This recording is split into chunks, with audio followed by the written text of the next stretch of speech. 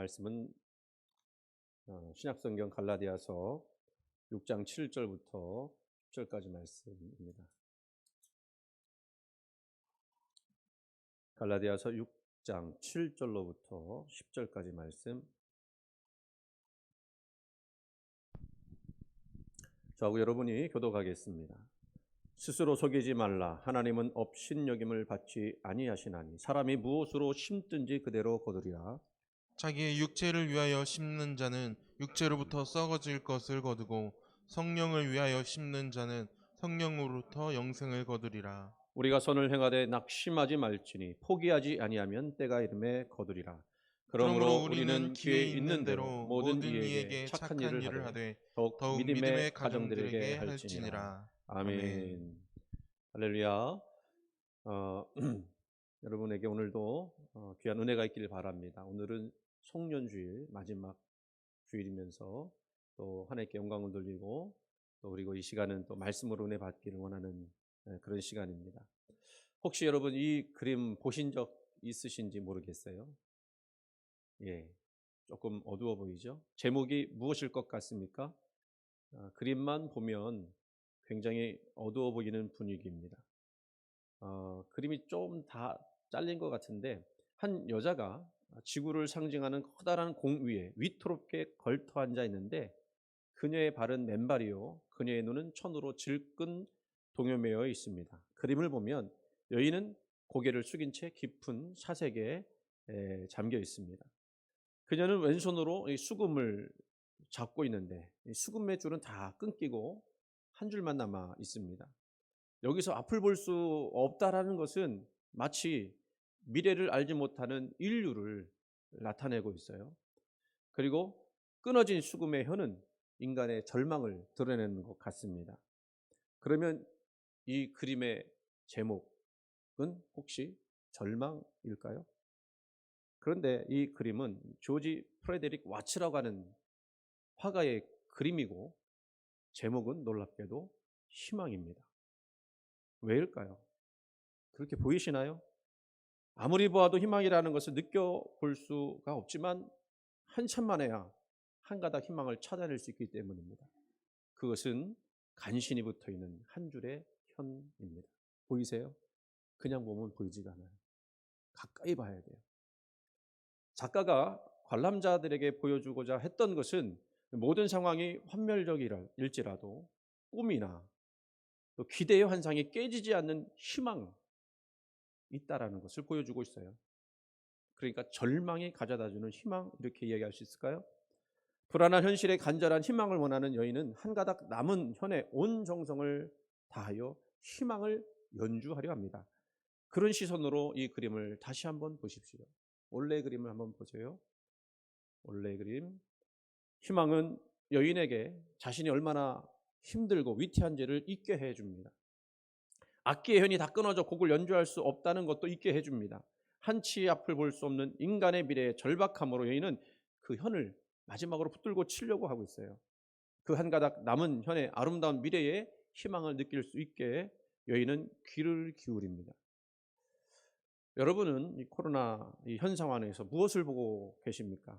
코로나로 인해서 사실 연말이 정말 한 번도 경험해 보지 못한 적막감, 그 분위기 때문에 혹시 절망하십니까? 아니면 이 그림의 여인과 같이 보이는 현상이 절망이지만 한 가닥 줄을 붙잡고 그 아름다운 인생의 곡을 연주해 보겠다고 하는 희망을 가져보십니까? 오늘 본문을 통해서 하나님은 저와 여러분에게 희망을 가지라고 그 음성을 들려주십니다. 7절 말씀 보면 뭐라고 되어 있어요? 스스로 속이지 말라. 하나님은 업신여김을 받지 아니하시나니 사람이 무엇으로 심든지 그대로 거두리라. 여기서 스스로 속이지 말라 말씀만 보면 마치 하나님 우리를 책망하시는 것 같아요. 너희들 속인 적 있지? 뭐 그러면서 또 그 뒤의 말씀, 하나님은 업신여김을 받지 않으신다. 그 말씀도 사실 우리를 좀 두렵게 하는 말씀으로 들립니다. 그러나 이 말씀을 좀 살펴보면 우리를 책망하는 말씀이기보다는 하나님의 주권을 인정해야 된다, 그런 뜻으로 읽어야 되는 말씀이에요. 먼저 스스로 속이지 말라라고 하는 말씀은 쉽게 말하면 너희들 진리의 선에서 벗어나지 마라. 만약에 그 진리의 선에서 벗어나게 되면 인생 자체가 혼란하고 혼돈에 빠질 수 있다. 그런 의미로 이 말씀을 했다라고 볼 수가 있어요. 또 하나님은 업신여김을 받지 않으신다라는 말씀은 하나님은 우리의 모든 행위를 다 알고 보고 계신다라는 뜻입니다. 그 앞에서 우리가 속일 수도 없겠지만 그 전능하신 하나님께 인생을 너희를 맡겨야 되지 않겠느냐 하는 뜻으로 말씀하신 거예요. 이런 말씀을 전하는 이유가 무엇이었을까요? 동굴 같은 암담한 현실 가운데 있을지라도 아직 게임은 끝나지 않았다. 지금 힘들고 어려워도 그것은 내 인생의 한 과정일 뿐이라는 것입니다. 모든 것을 보시고 알고 계시는 그 하나님께서 좋은 결론을 내리신다라는 것을 믿으라는 말씀이에요. 그래서 사도 바울은 9절 말씀 갈라디아 성도들에게 이렇게 말합니다. 선을 행하되 낙심하지 말지니 포기하지 아니하면 때가 이름에 거두리라. 여러분 여기서 낙심이라고 하는 단어는요 헬라어로 에그카케오라고 하는 말인데 이 에그라는 말과 카코스라는 두 단어가 합쳐졌습니다. 이 카코스라는 말은 고통이라는 뜻인데 그리고 이 에그라고 하는 말은 그 어디로부터 나온다라는 뜻이에요. 그러니까 고통의 상태로부터 빠져나왔으면 좋겠는데 아직 그렇지 못한 그런 마음의 상태를 이 낙심이라는 말로 표현하고 있는 거예요. 그러니까 어려움 가운데 그냥 빠져 있는 거죠. 여러분 한번 낙심한 마음은요 참 그것에서 벗어나기가 힘듭니다. 마치 누군가 내 뒷다리를 붙잡고 막 끌어내리는 것 같아요. 여러분 꿈 꾸실 때 그런 꿈 꾸지 않으세요? 막 어디에 빠졌는데 막 그 밑에서 막 끌어당기는 거예요. 못 나오게. 답답하죠. 힘들죠. 여러분 그러나 이것을 믿으셔야 합니다. 하나님은 우리의 인생 전체를 보살펴 주실 뿐만 아니라 저와 여러분과 함께 하시기에 우리 희로애락을 다 아시고 도와주시는 은혜를 베풀어 주신다는 거. 우리는 하나님이 나와 함께 하신다는 그 하나만 가지고도 낙심하지 말아야 함을 이 말씀은 우리에게 이야기해 주고 있어요. 여러분 낙심하지 말고 도우시는 그 하나님을 믿으시기 바랍니다. 때로는요 불신자가 더 잘 되는 것 같고 신자가 오히려 안 되는 것 같아 보일 때도 있어요. 시편 73편에 그 시인이 바로 그런 경험을 했습니다. 하나님의 공의가 실현되지 않는 것 같아서 낙심할 뻔했다 이렇게 이야기해요. 자신과 같이 깨끗하게 살고 바르게 살았던 의인들은 가난하고 고통스러운데 악인들은 잘 되고 형통하는 것처럼 보였기 때문입니다. 그래서 낙심할 뻔했다 이렇게 얘기해요. 그런데요 나중에 하나님의 성소에 들어가면서 기도하던 중에 그 불신자들의 종말을 알게 되었습니다. 그들은 결국은 멸망할 거라는 그 사실을 알게 된 거예요. 그리고 오히려 하나님은 그렇게 어렵고 힘든 가운데 있지만 하나님은 그 성도들과 하나님을 믿는 사람들과 함께 한다는 사실을 알고 실망하고 불평했던 거 다 회개하고 오히려 하나님을 찬양하게 되었다. 오늘 저와 여러분이 그렇게 하나님을 찬양할 수 있길 간절히 소원합니다. 여러분 몇 번 얘기했던 예화인데 연탄기를 쓴 이철환 작가 아시죠? 이분이 3년 우울증을 앓았어요. 지독하게 가난했습니다. 누구도 알아주지 않는 그런 화가였어요. 저 마로니에 공원에서 그림을 그렸지만 지나가는 사람이 관심 두지 않았습니다. 안 되니까 리어카를 끌고 사과 팔고 양말도 팔고 했지만 나아지지 않았어요. 책을 썼지만 그 책 출판해 주겠다는 출판사가 없습니다. 그래서 기도합니다. 만약에 책이 팔리게 된다면 반은 나를 위해 고생했던 우리 가정을 위해서 쓰고 반은 가난한 사람들 위해서 쓸 수 있게 해주옵소서. 그렇게 하겠습니다. 기도를 한 거예요. 하나님이요 그 기도를 들어주셨습니다. 6번째 출판사에서 그 글을 출판하기로 했는데 그 글이 책 이름이 뭐죠? 연탄길. 우리 젊은 분들은 아실라나 모르겠어요. 저 세대에 계신 분들은 다 연탄길 책 보고 그러셨을 텐데 정말로 수많은 사람들의 심금을 울린 최고의 베스트셀러 연탄길이 여기서 탄생한 거죠. 거기에 보면요 그 낙심하지 않았던 이유를 그 책에 뭐라고 고백했느냐면 나는 절망하지 않았다. 하나님이 계셨기에 나는 절망하지 않았다. 이런 글이 나와요. 여러분 우리가 절망할 수밖에 없는 상황일지라도 하나님 계시기 때문에 절망하지 않기를 바랍니다. 아프리카 최남단에 가보면요 케이프타운이라는 곳이 있는데 그 곳을 원주민들이 폭풍의 기슭이라고 불렀어요. 거기는 암석으로 이루어진 간절곶, 포항에 가면 간절곶 있잖아요. 바다를 의미하는 거죠. 물살이 세고 암석이 많아서 날이 좋을 때도 배를 타고 그곳을 건넌다는 것이 불가능하게 보였습니다. 그래서 폭풍의 기슭, 이 원주민들에게 또한 죽음의 바다였어요. 그런데 이 폭풍의 기슭을 지나가려고 하는 큰 탐험선이 있었습니다. 지도상으로 이곳을 통해서 가면 무역에 아주 중요한 그런 위치가 될 수 있다고 생각한 이 탐험대의 선장, 이 선장이 그것을 갈 수 있다고 확신을 했는데, 근처에 와서 해류를 확인하고 원주민들의 이야기를 듣고는 약간의 의구심이 생겼어요. 그것은 못 가는 곳이다라고 얘기했는데 의구심이 생긴 거죠. 갈 수 있다.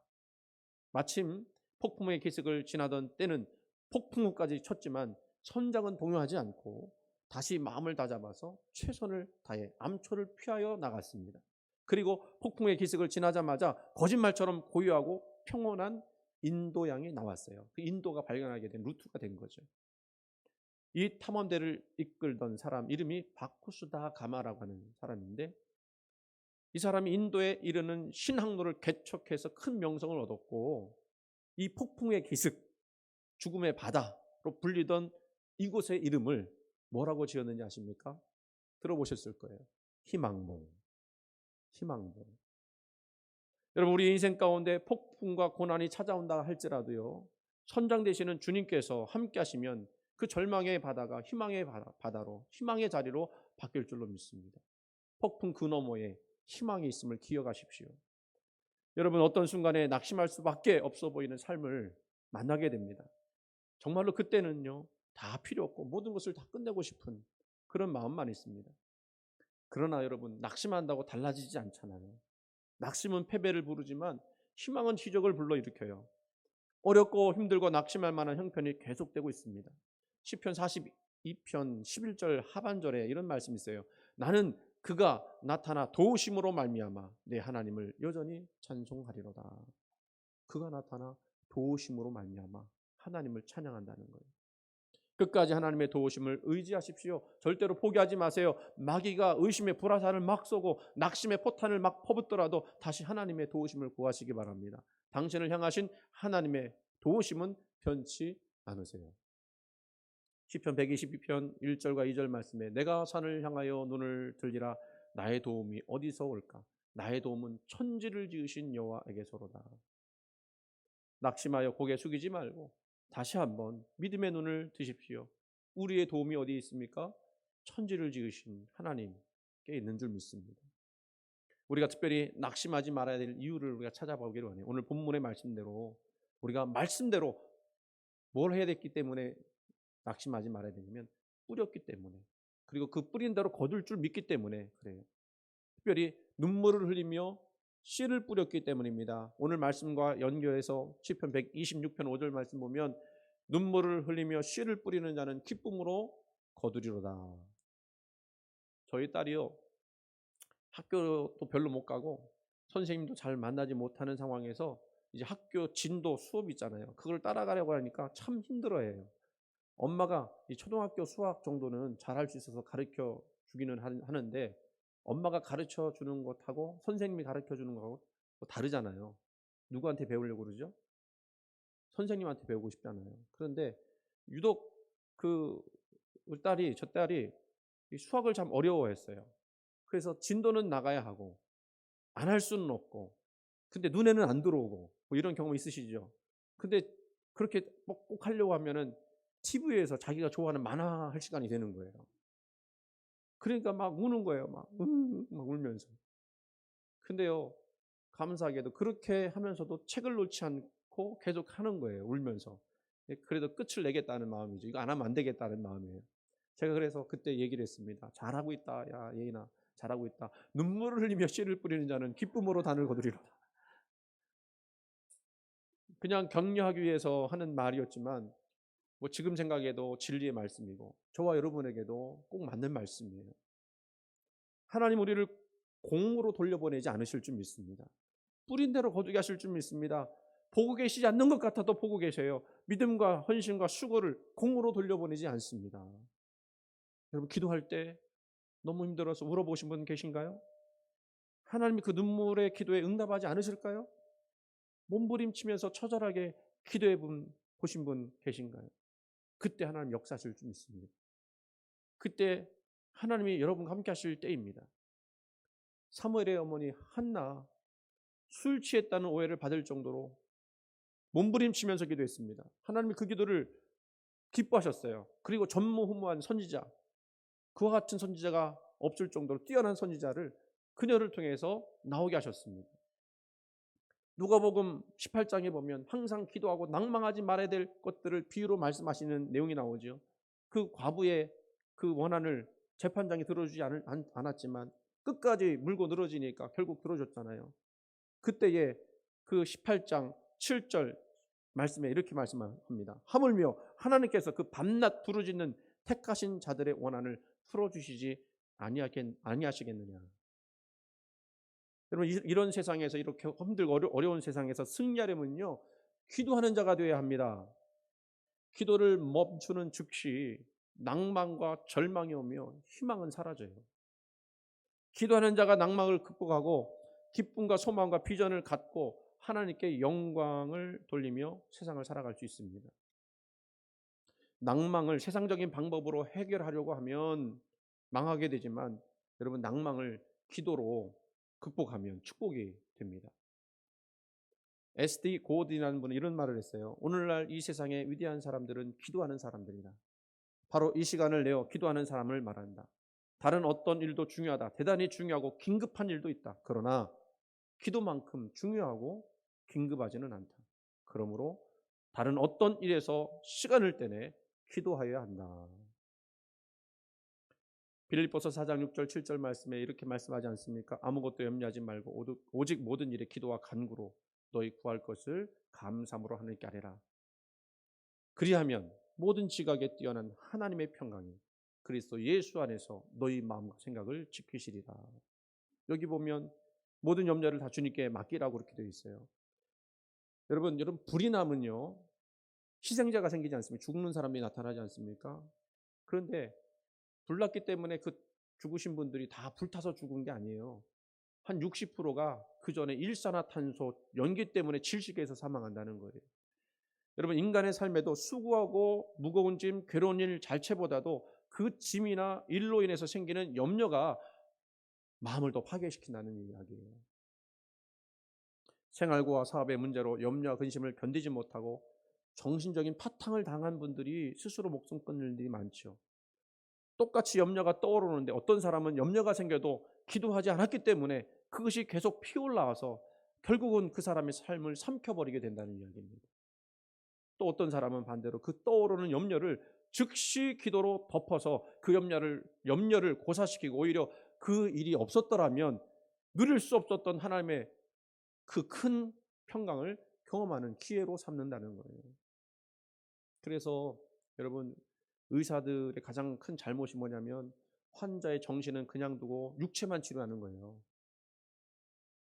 정신과 의사는요, 이 몸과 육체가 하나이기 때문에 분리할 수 없다고 이야기하죠. 염려와 근심이 왜 그렇게 무섭습니까? 잠언 17장 22절 말씀 보니까요, 마음의 근심은 뼈로 마르게 한다 그랬어요. 근심하게 되면 뼈가 말라요, 뼈가. 그러므로 염려, 근심, 걱정, 여러분 마음을 무겁게 짓누르게 되면 그때는요, 하나님 앞에 무릎을 꿇고 기도하시기 바랍니다. 그러면 그것이 깊은 동굴 속에 희망의 빛을 보게 하는 출구가 되게 할 거예요. 아멘. 시편 50편 15절 말씀, 환난 날에 나를 부르라. 내가 너를 건지리니 네가 나를 영화롭게 하리라. 여러분, 하나님께 기도함으로 씨를 뿌려봅시다. 그 씨가 언젠가 땅에 심겨져서 줄기를 내고 그리고 반드시 열매 맺게 될 줄로 믿습니다. 한 가지만 더 씨 뿌릴 것 생각하면요, 말씀으로 우리가 씨를 우리 인생 가운데 뿌려야 될 줄 믿습니다. 우리 신앙에는요, 말씀의 씨앗이 뿌려져야 한다는 거죠. 말씀이 여러분의 심령을 단단하게 하고 뜨겁게 하고 새로운 영적 에너지를 줄 줄로 믿습니다. 제 개인적인 간증처럼 말씀을 드릴게요. 코로나 예배 때문에 코로나 예배가 아니죠. 코로나 때문에 예배가 정상적으로 드리지 못하는 상황에서 새벽 기도도 한 2달간 못했습니다. 그냥 주일 낮 예배 그냥 영상 송출하고 하는 거, 그것 때문에 정신 거기에 집중하느라고 그 새벽 예배도 한동안 못했어요. 그러다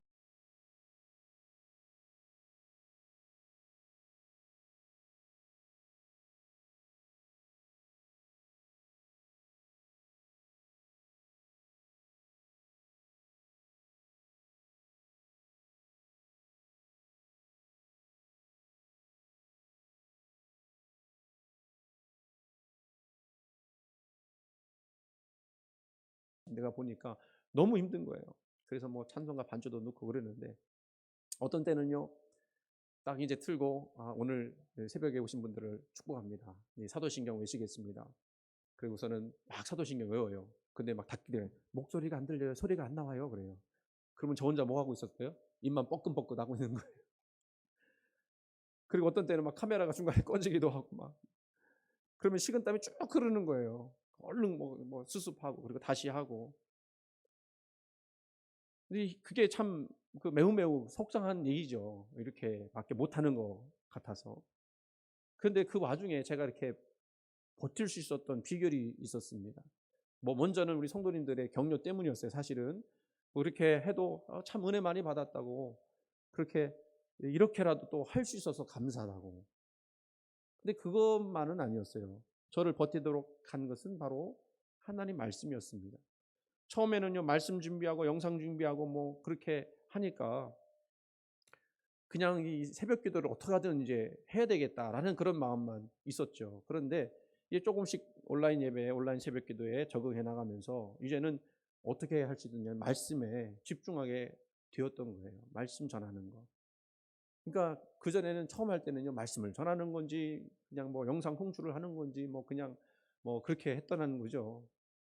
근데 그 말씀을 이제 집중하게 되면서 그 준비하는 과정에 저에게는 참으로 그 준비하는 시간이 귀한 시간이 되었습니다. 제가 이렇게 먼저 말씀의 은혜를 받는 거예요. 말씀을 이렇게 준비하면서. 그 말씀 힘들어하는 저에게도 희망이 되고 소망이 되었어요. 말씀 전하면서 이런 메시지를 전하게 되는 거죠. 할 수 있다. 믿으면 된다. 하나님 함께 하신다. 하나님 도와주신다. 그리고 우리 기도를 외면하지 않으시고 그 기도를 기뻐하신다.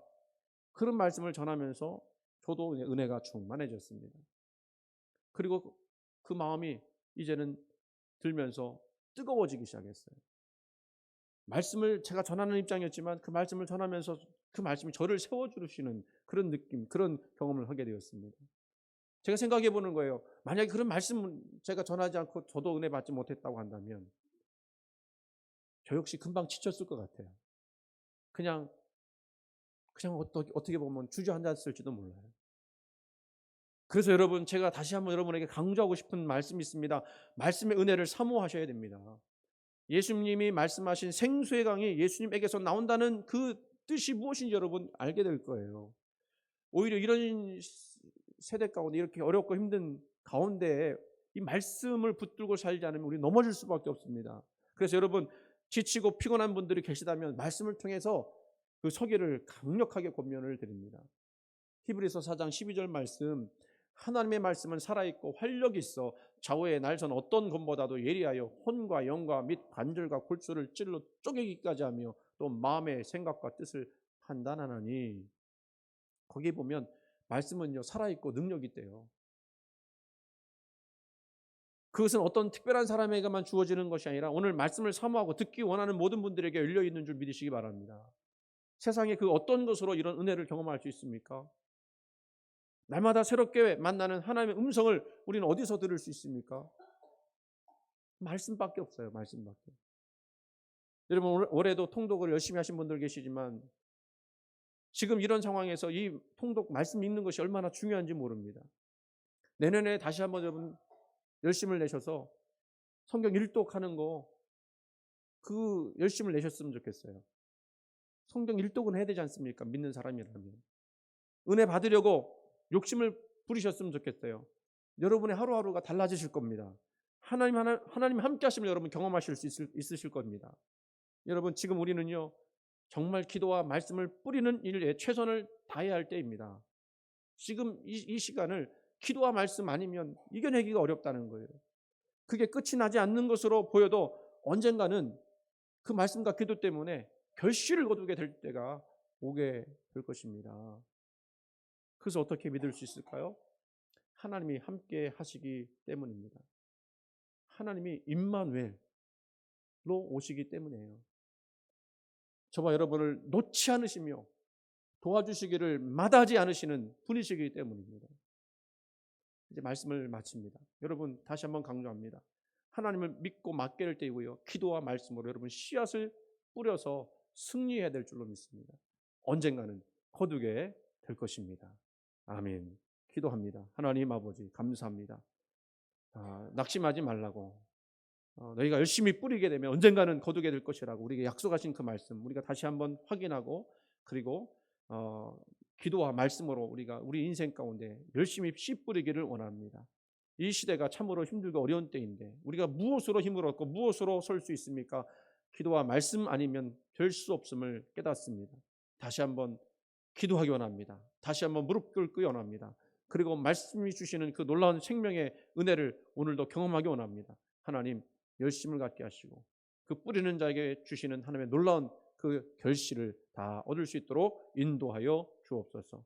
감사드리며 예수님 이름으로 간절히 기도드리옵나이다. 아멘.